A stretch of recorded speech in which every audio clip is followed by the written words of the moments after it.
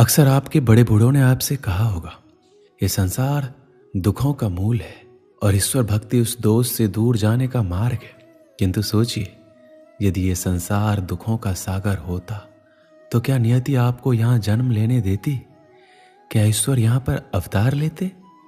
जब समस्याओं पर हमारा वश नहीं चलता, हम आरोप लगाते हैं इस संसार पे, वहाँ के लोगों पे, सोचते हैं काश वो यहाँ पर आया ही नहीं होता। एक किसान बंजर धरती पर जाता है और अपने परिश्रम से उसे लहलहाते खेत में परिवर्तन करता है। एक दर्जी जिसके पास एक सामान्य सा वस्त्र आता है, अपने परिश्रम से उसे एक सुंदर वेश में परिवर्तित कर देता है। आप भी परिश्रम कीजिए। यह महत्वपूर्ण नहीं है कि आप किस संसार में आए, यह महत्वपूर्ण नहीं है कि आप यहाँ कैसे आए। यदि कुछ महत्वपूर्ण है तो वो है कि जब आप गए तब आप इस संसार को कैसा छोड़ के गए। तो ये सोच के जिए कि जो किसी के लिए नर्क है उसे किसी का स्वर्ग बनाकर निकलोगे तो आपका जीवन और आपका संसार दोनों धन्य हो जाएंगे। श्री कृष्ण कहते हैं, इंसान कितना भी परिश्रम कर ले या मन्नतें कर ले, समय से पहले किसी को कुछ नहीं मिलता। जिसको कभी कुछ नहीं मिला उसने समय की प्रतीक्षा नहीं की। जीवन में जितना संघर्ष करोगे सफलता की कीमत उतनी ही अधिक होगी, क्योंकि हीरे को तराशने में कई जख्मों से गुजरना पड़ता है। इस दुनिया में जो लोग भी सफल हुए हैं उन्हें कोई वरदान नहीं था, ना ही उनका कोई विशेष जन्म था। वो अपनी मेहनत और कर्मों से ही महान बने हैं।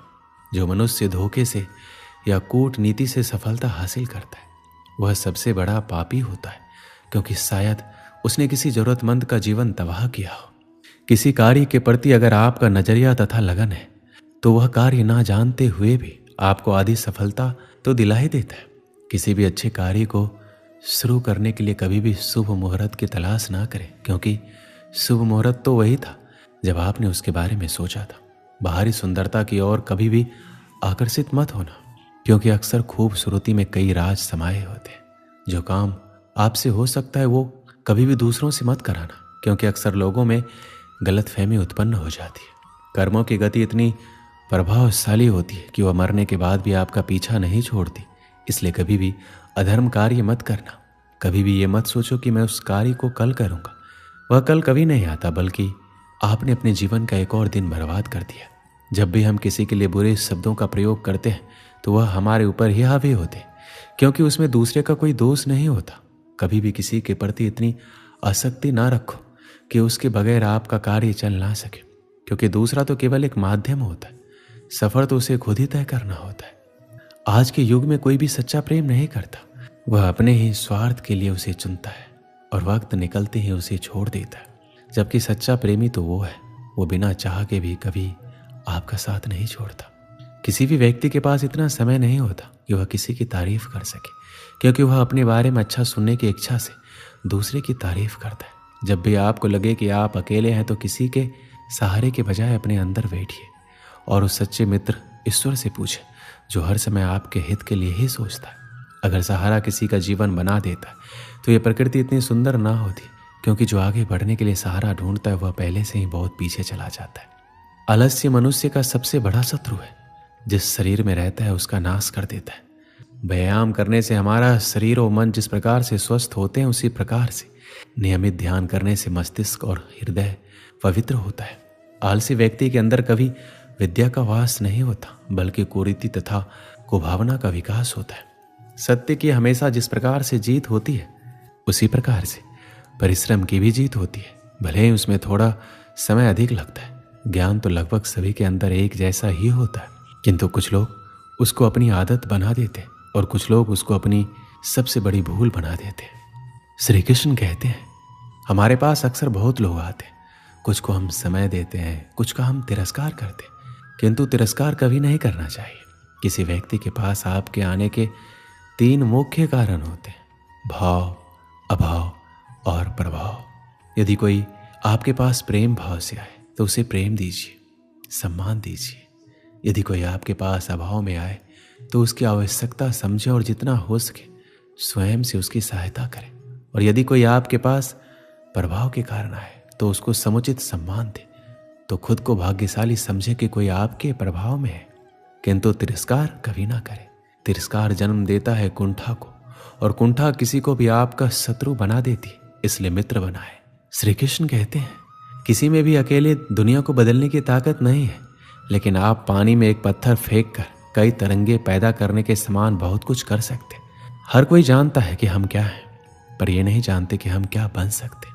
अगर आपने अंदर की खूबी को पहचान लिया तो आप सब कुछ प्राप्त कर सकते। जीवन में कभी भी दुख से ना डरो, क्योंकि जब ठोकर लगती है तभी मनुष्य सीख पाता है और संभल कर चलता है। मनुष्य की गलतफहमी है कि भाग्य ही सब कुछ है, लेकिन भाग्य नाम की कोई चीज नहीं होती। इसकी केवल मनुष्य ही पूजा करता है। अगर मनुष्य अपने जीवन में ये सोचता है कि उसके सोचने मात्र से कार्य सफल हो जाएंगे, तो ये उसकी सबसे बड़ी भूल होगी, क्योंकि शेर को भी अपना शिकार खुद ही करना पड़ता है। भाग्य तभी होता है जब मनुष्य कर्म करता है, और कर्म नहीं करता है तो वही भाग्य अभिशाप बन जाता है। मानव का भाग्य पूर्व जन्मों के कर्मों से बनता है, और वर्तमान जीवन में उस कर्म के प्रति कर्तव्यनिष्ठ होकर कार्य करने से ही वह सफल हो पाता है। मनुष्य को हमेशा ये सोचना अनिवार्य है कि जो भी कर्म मैं कर रहा हूँ उसके संतान पर वैसा ही प्रभाव पड़ेगा, अर्थात पुत्र के अंदर भी वही गुण विद्यमान होंगे। मानव के जीवन में संगति का असर बहुत पड़ता है। अपनी बराबरी की संगति भी उतना प्रभाव नहीं करती जितना कि श्रेष्ठ लोगों की संगति से जीवन सुधरता है। मनुष्य दुनिया तभी बदल सकता है जब वह खुद में परिवर्तन करे। अगर आपका स्वभाव अच्छा है तो आपको कैसा भी समाज क्यों ना मिले, आप में कोई भी अगुण समाहित नहीं हो सकते। मनुष्य को कोई भी कार्य बिना सोचे समझे नहीं करना चाहिए, क्योंकि बाद में यही आपत्ति का कारण बनता है। और थोड़ा सोचे और कार्य को सफल करे। व्यक्ति को पता रहता है कि लोभ ही उसके दुखों का और विनाश का कारण है, फिर भी उसे छोड़ना नहीं चाहता, जबकि छोड़ने में ही भलाई है। जीवन में याद रखना, कभी किसी कसमों का अग्रणी मत बनना, क्योंकि कार्य सिद्ध होने पर सबको शाबाशी मिलती है और बिगड़ने पर उसी व्यक्ति को क्षति पहुंचती है। ऐसा जन्म भी किसी किसी का होता है जो जीवन में कितना भी संकट क्यों ना आ जाए वो कभी अपना धैर्य नहीं खोते, और वही व्यक्ति महान लोगों की श्रेणी में गिने जाते हैं। एक राज्य में श्याम नामक युवक रहता था।